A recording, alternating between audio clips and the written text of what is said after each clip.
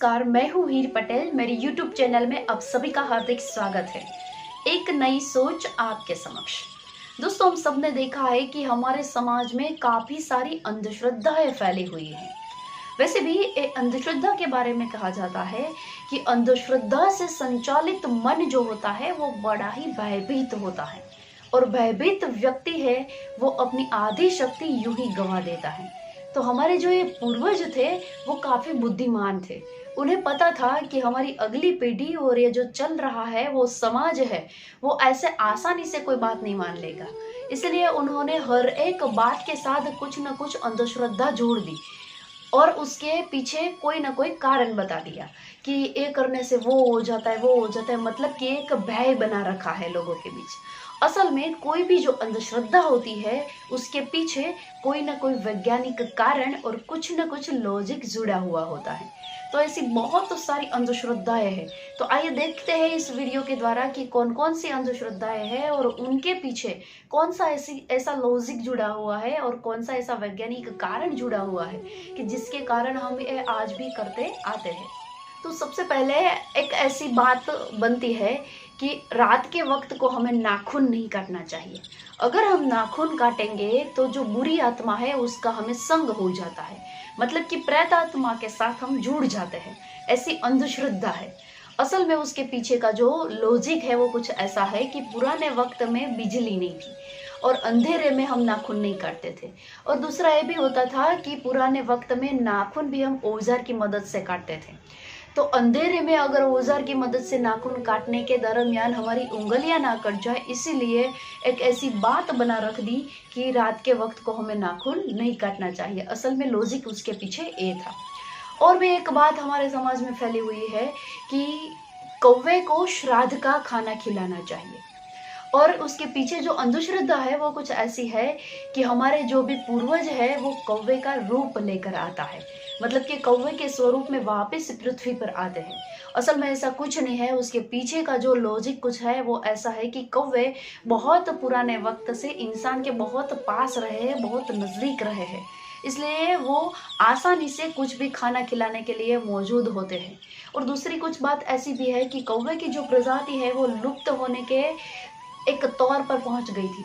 तभी लोगों ने तय कर दिया कि अगर हम कौवे को कुछ खाना खिलाएंगे नहीं तो क्या होगा कि कौवे जो है वो ज्यादातर गंदगी से फैला हुआ खाना होता है वो खाते हैं, तो हमारे आसपास की गंदगी बहुत साफ हो जाती है। अगर कौवे की जाति ही लुप्त हो जाएगी तो हमारे आसपास बहुत सारी गंदगी फैल जाएगी। हमारे घर आंगन का ये पंछी है, इसीलिए हमें उसकी तकेदारी करनी पड़ती है, उसका ख्याल रखना चाहिए। इसलिए एक ऐसी बात बना रख दी कि कौवे को श्राद्ध का खाना खिलाना चाहिए। और एक भी बात जुड़ी हुई है कि उस वक्त कौवे का संवर्धन का वक्त चल रहा होता है, इसलिए उसे ज्यादा और पौष्टिक आहार की जरूरत होती है। इसीलिए उस वक्त दौरान हम कौवे को खाना खिलाए ताकि कौवे की एक जाति को हम बचा पाते हैं। तो ये एक वैज्ञानिक कारण था कौवे को श्राद्ध का खाना खिलाने के पीछे का। एक और भी बात हमारे समाज में प्रवृत्ति है। ऐसा कहा जाता है कि बैठकर खाना खाना चाहिए। अगर हम नीचे बैठकर खाना नहीं खाते हैं तो हमारे पूर्वज जो है वो नाराज हो जाते हैं। हमारे पूर्वज इसी में ही खुश रहते हैं कि हम नीचे बैठकर खाना खाएं। असल में ऐसा कुछ नहीं है। उसके पीछे का जो वैज्ञानिक कारण है कुछ ऐसा है जो हमारे शरीर विज्ञान के साथ जुड़ा हुआ है कि हम नीचे बैठकर खाना खाते हैं तो हमारे खाने की क्रिया से हमारी पाचन क्रिया अच्छे से होती है। जो भी खाना खा लेते हैं वो अच्छे से पच जाता है, हजम हो जाता है और हमें पेट के साथ जुड़े हुए कोई भी रोग नहीं हो पाते हैं। तो ये एक इतना अच्छा सा लॉजिक उसके साथ जुड़ा हुआ होता है। और एक भी बात हमारे यहाँ जुड़ी हुई है कि सूर्य ग्रहण को देखना नहीं चाहिए। सूर्य ग्रहण के अंदर जब भी सूर्य ग्रहण चलता है तब हमें बाहर नहीं निकलना चाहिए। अगर हम बाहर निकलते हैं तो बुरी आत्मा हमारे साथ जुड़ जाती है, ऐसी अंधश्रद्धा है। असल में ऐसा कुछ नहीं है। उसके पीछे भी एक वैज्ञानिक कारण जुड़ा हुआ है और एक लॉजिक भी है। यही है कि सूर्य ग्रहण जो होता है उस वक्त सूर्य के बहुत जहरीले किरणें पृथ्वी पर आते हैं, और अगर उस जहरीले किरणों से हम जो बाहर निकलेंगे तो हमें चमड़ी से जुड़े हुए बहुत सारे रोग भी हो सकते हैं। और अगर हम नंगी आंखों से सूर्य ग्रहण देख भी लेते हैं तो हमारी आंखों की रोशनी भी चली जा सकती है। इतना काफी नुकसान भी हमें हो सकता है। इसलिए हमें सूर्य ग्रहण के दौरान बाहर निकलना नहीं चाहिए। ये असल में उसके पीछे का एक कारण जुड़ा हुआ था।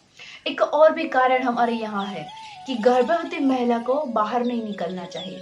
अगर गर्भवती महिला बाहर निकलती है तो माँ और होने वाले बच्चे पर एक भूत प्रेत का साया बना रहता है। ऐसी अंधश्रद्धा है हमारे समाज में। असल में ऐसा कुछ नहीं है। पुराने वक्त में आने जाने के वाहन की सुविधाएं बहुत कम थी, तो पैदल चलकर जाना पड़ता था। इसीलिए गर्भवती महिला को काफी दिक्कत होती थी। इसलिए एक ये बनाई रखा हुआ विचार और सोच है, ताकि गर्भवती महिला को उसके बदले आराम मिले और उसके बजाय वो कुछ अच्छा सा काम कर सके। असल में कोई छाया उसके पर बना रहता नहीं था। तो ऐसी तो बहुत सारी जो अंधश्रद्धा है हमारे समाज में फैली हुई है। एक बात और हमारे समाज में चलती है कि मंगलवार और बुधवार को हमारे बाल नहीं धोने चाहिए। अगर हम उन दोनों दिनों को बाल धोते हैं तो बुरे वक्त की शुरुआत हो जाती है, ऐसा माना जाता है। असल में ऐसा कुछ नहीं है। पुराने वक्त में लोग अपने घरों में पानी का काफी सारे स्टॉक करते थे, और पानी का जो स्टॉक किया जाता है उसमें ज्यादा पानी अगर हम उपयोग में लेते हैं तो पानी खत्म हो जाता है, और फिर भी हमें बाहर पानी लेने के लिए जाना पड़ता है। इसीलिए पूरे सप्ताह में ये 2 दिन तय कर दिए कि 2 दिन हम बाल ना धोएंगे, ताकि पानी का कम उपयोग है और पानी बाकी बचेगा। तो एक लॉजिक उसके पीछे जुड़ा हुआ है। और एक बात वो भी है कि लोग ऐसा मानते हैं कि कोई भी काम के लिए अगर हम बाहर जा रहे हैं तो दही और शक्कर खाना चाहिए, बड़ा शुभ माना जाता है, बहुत अच्छा होता है। हम जो भी काम करने के लिए जाते हैं वो काम अच्छे से निपटा सकेंगे, ऐसा माना जाता है। असल में ऐसा कुछ नहीं होता है। दही जो होता है हमारे पेट के लिए बहुत ठंडा होता है, और उसके साथ जो चीनी मिलती है उससे ग्लूकोज की मात्रा हमारे शरीर में बनी रहती है। तो ये शरीर विज्ञान से जुड़ी हुई एक बात है कि दही और शक्कर खाने से हम कोई भी काम के लिए बाहर जाते हैं, मेहनत करते हैं, तो हमारा एनर्जी लेवल जो है वो बना रहता है। इसीलिए ये बात को अंधश्रद्धा के साथ जोड़ दी गई है। और एक भी बात वो भी है कि लोग ऐसा बोलते हैं कि अगर आप कोई भी जहरीले सांप को मारते हैं तो सांप को मारने के बाद उसका सिर कुचलना चाहिए। और इसलिए कुचलना चाहिए क्योंकि अगर सांप का सिर ऐसा ही बना रहेगा तो जो सांप को मारते हैं वो व्यक्ति की फोटो सांप की आंख में छप जाती है, और वो सांप दोबारा सांप का जन्म लेकर आता है और फिर से वो व्यक्ति को हैरान और परेशान करता है। ऐसी एक अंधश्रद्धा है। असल में ऐसा कुछ नहीं होता है। उसके पीछे का जो वैज्ञानिक कारण है वो कुछ ऐसा है कि सांप के मुंह में से जहर कुछ समय तक निगलता रहता है, और अगर वो ऐसे ही रहा तो लोगों के लिए उसका जहर बहुत नुकसान कारक बना रहता है।